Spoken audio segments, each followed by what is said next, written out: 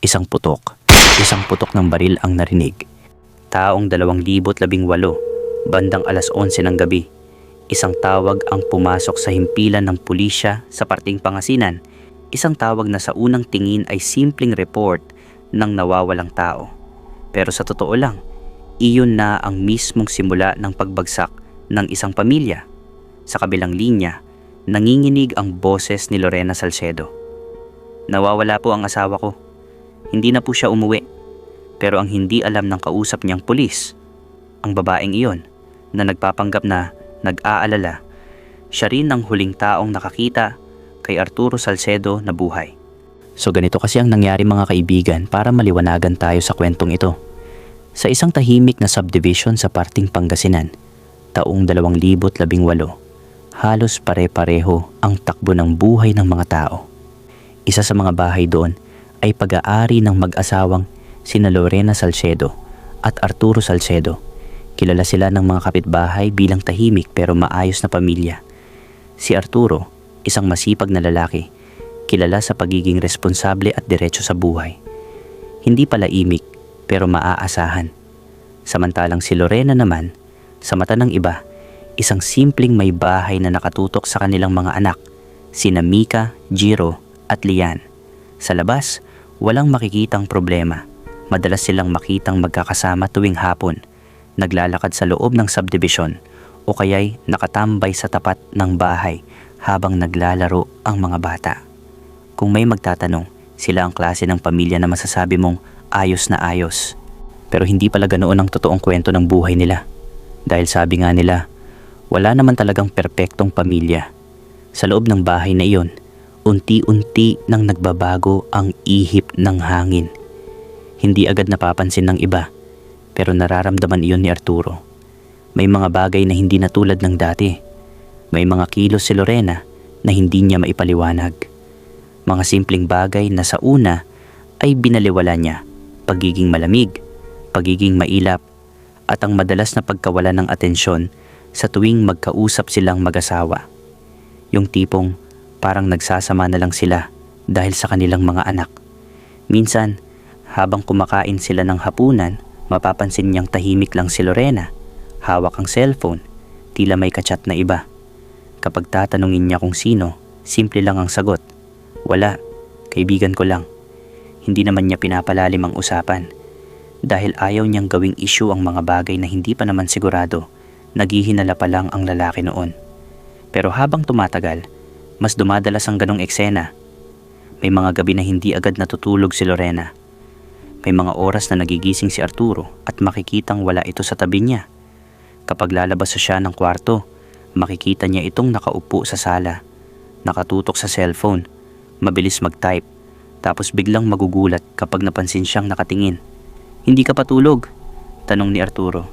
Hindi pa, may inaayos lang. Sagot ni Lorena, sabay iwas ng tingin. Doon nagsimulang mabuo sa isip ni Arturo ang mga tanong na ayaw niyang sagutin. Puro baka. Baka may lalaki o may gumagapang na sa asawa niya. O di kaya naman ay baka matagal nun nang may lihim si Lorena na hindi niya alam. Kasabay nito, mas nagiging madalas ang kanilang pagtatalo o pag-aaway. Parang giyera kapag sila ang nagbabangayan. Kulang na lang ay saktan nila ang isa't isa ng pisikalan. Maliit na bagay, nagiging malaki. Minsan dahil lang sa pera, minsan sa oras, minsan sa simpleng hindi pagkakaintindihan. Pero sa likod ng lahat ng iyon, may mas malalim na dahilan. Isang bagay na hindi pa sinasabi ni Lorena. Sa kabilang banda, si Lorena naman ay may sariling mundo na hindi alam ng kanyang asawa. Dahil dito nalalabas ang pangalang Ramil Cordero na matagal nang nakilala ni Lorena. Hindi ito nangyari bigla. Nagsimula lang sa simpleng usapan. Mga mensahe na unay walang mali siya. Kamustahan, kwentuhan, hanggang sa naging mas personal.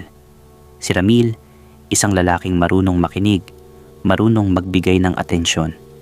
Mga bagay na matagal nang hindi nararamdaman ni Lorena sa sarili niyang bahay. Unti-unti, nahulog siya at nagkaroon nga sila ng relasyon. At nang mangyari iyon, nagbago na ang lahat na hindi namamalayan ni Arturo. Dahil ang oras na dapat para sa pamilya, napupunta na sa ibang tao. Ang mga ngiti na dati para kay Arturo, ngayon ay sa cellphone na lang nakikita. At kahit pilit niyang itinatago, ramdam na ni Arturo na may mali. Hanggang sa naging malala na ang lahat, may mga gabi na hindi na umuuwi agad si Lorena at nagdadahilan naman siya. May pinuntahan, may inayos, may kinita. Pero sa likod ng lahat ng iyon, iisa lang ang totoo. May ibang lalaki na sa buhay niya na kinahuhumalingan niya sa kama. Kumbaga, pinopopoy na ng iba ang basya ni Arturo, habang si Arturo naman pilit pinipigilan ng sarili na maghinala. Pilit pinapaniwala ang sarili na baka mali lang ang iniisip niya. Dahil para sa kanya, pamilya ang lahat. Ayaw niyang masira iyon dahil lang sa hinala na hindi naman niya mapatunayan. Magaling magtago ng lihim si Lorena. Pero dumarating ang punto sa buhay ng tao na lalabas ang katotohanan kahit anong takip mo sa baho na ginagawa mo o kadugyutan. Dahil imagine ninyo, lalabas ka ng bahay para magpabimbang sa ibang lalaki. Tapos pagdating mo sa bahay, bilasang tilapia na lang ang ibibigay mo sa asawa mo. Kaya dito ay parang ginaganap ni Lorena ang dalawang pagkatao. Kung kay Ramil siya, isa siyang feeling dalaga. Pero kung kay Arturo siya, isa siyang babaeng may pamilya pero niloloko ang asawa na bumubuhay sa kanila. Sa tuwing magkasama sila ni Ramil, ibang tao siya. Masaya, malaya, para bang wala siyang iniintinding pamilya, walang asawang naghihintay sa bahay, at walang mga anak na umaasa sa kanya. Doon niya naramdaman ang atensyon na matagal na niyang hinahanap, ang pakiramdam na may nakakaintindi sa kanya. Pero kapalit nito, mas lalo namang nagiging malamig at nasisira na ang relasyon nila ni Arturo. Napansin na ito ni Arturo, hindi na lang sa kilos kundi pati sa mga mata ni Lorena. Wala na ang dating init ng kanilang pagsasama. Wala na ang dating pag-aalaga. Kapag nag-uusap sila, parang for the sake of obligation na lang ang ginagawa ni Lorena. Parang may pader na hindi niya makita pero ramdam na ramdam niya. Minsan, sinubukan niyang kausapin si Lorena ng maayos. Lorena, may problema ba tayo? Tanong niya. Wala. Ganun lang ang diretsyo nitong sagot. Sigurado ka ba, Lorena? Pero alam ni Arturo na ang mga rason ni Lorena o ng asawa niya ay puro palusot o pag-iwas lang sa usapan. Habang lumilipas ang mga araw, lalo pang nagiging hindi normal ang kilos ni Lorena. Madalas siyang wala sa bahay at kung nandoon man parang hindi present ang utak niya. Palaging hawak ang cellphone, palaging parang may itinatago. Kaya naman dumating sa punto na hindi na nakatiis si Arturo. Isang gabi, habang natutulog ang mga bata, napansin niyang naiwan ang cellphone ni Lorena sa mesa. Ilang segundo niyang tinitigan iyon. Ramdam niya ang kaba sa dibdib, pero mas malakas ang kagustuhan niyang malaman ang totoo.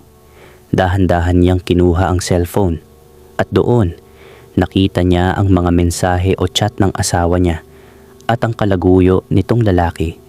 Nanlambot ang tuhod ni Arturo at para bang naghalo ang galit at nginig sa buo niyang katawan. Dahil ang mga mensaheng nakita niya ay hindi lang matatamis na salita na I love you, kundi mga usapan din ng kalandian tungkol sa pagtatalik sa posisyong ginagawa ng dalawa sa kama. At may kasamang larawan pa ni Lorena na sinisend niya sa lalaki. Nahubad ang buo nitong katawan. Kita ang kaluluwa ng asawa niya sa picture. At maski iyong batuta ng lalaki ay may larawan din si Lorena. Kumbaga, nagpapalitan pa ng personal na malalaswang larawan ng dalawa. Pero sa kabila ng lahat ng nakita niya, hindi siya agad nagsalita. Hindi siya nag-eskandalo. Tahimik lang siyang umupo, hawak ang cellphone, habang unti-unting pumapasok sa isip niya ang lahat. Sa kabilang banda, si Lorena naman ay walang kaalam-alam na natiklo na siya ng kanyang asawa. Sa mga sumunod na araw, nag-iba ang kilos ni Arturo. Hindi na siya gaanong nagsasalita. Mas madalas siyang wala sa bahay o kaya'y tahimik lang kapag nandoon. Hindi niya agad kinumpronta si Lorena. Parang pinipili muna niyang intindihin ang sitwasyon. Pero sa loob niya, malinaw na ang desisyon o kanyang gagawin. iyon ay tapusin na ang lahat ng ito. Kaya naman, sa huling pagkakataon, pinuntahan ni Arturo ang isa nitong matalik na kaibigan. At dito siya nag-voice out. Sinabi niya ang lahat ng nalaman niya tungkol sa asawa niyang si Lorena. At sa mga salita niya, "Pare, ngayon ko lang nalaman na sobrang gaga ang asawa ko. Matagal na niya pala akong niloloko. Napakababoy nila pare, sila ng kalaguyo niya. Kung pwede lang sanang pumatay ay ginawa ko na. Kaso ay iniisip ko lang ang mga anak namin ni Lorena. Buo na ang pasya ko, pare. Hihiwalayan ko na si Lorena. Pero ang gusto ko ay sa akin ang mga bata. Ayaw kong mabuhay sa piling nila ang haliparot na ina nila. Mga demonyo sila." Iyon daw ang huling sinabi ni Arturo sa kaibigan nito matapos niyang ilahad ang nangyayaring kababuyan sa asawa niya at sa lalaki nito. Pero parang hindi naman galit si Arturo nang ikinukuwento niya ang mga bagay-bagay na ginawa ng misis niya o ang panlalalaki nito. Sa kaibigan niya, para bang tanggap na ni Arturo na dapat niyang hiwalayan si Lorena para sa ikabubuti ng sitwasyon nila. Pero hindi nga ganoon ang nangyari. Dahil ilang araw bago ang mangyayaring trahedya, may isang bagay na ginawa si Lorena na hindi alam ng kahit sino. Siniguro niyang wala ang mga bata sa bahay sa gabing iyon. Pinatulog niya ang mga ito sa bahay ng kanyang ina, si Corazon. Dahil ayaw niyang may makakita ng kanyang gagawin o binabalak. Kasi nga ay nakikipaghiwalay na noon si Arturo sa kanya. Ngunit ang malabo sa babaeng ito ay ayaw naman niyang makipaghiwalay ng ganoon-ganoon lang kay Arturo. Nang dumating nga ang gabi na nagtalo sila na wala ang mga bata, nakikipaghiwalay na si Arturo kay Lorena. Pero parang alam na ni Lorena na mangyayari ito. Dahil nang kinausap niya si Lorena, diretso, walang paligoy-ligoy. "May lalaki ka." Hindi iyon tanong kundi sinasabi na niya ang totoo. Sa unang segundo na nahimik si Lorena, pero hindi na rin siya nakatanggi. Hindi na niya itinago. Parang pagod na rin siyang magpanggap. At doon nagsimula ang matinding bangayan ng dalawa.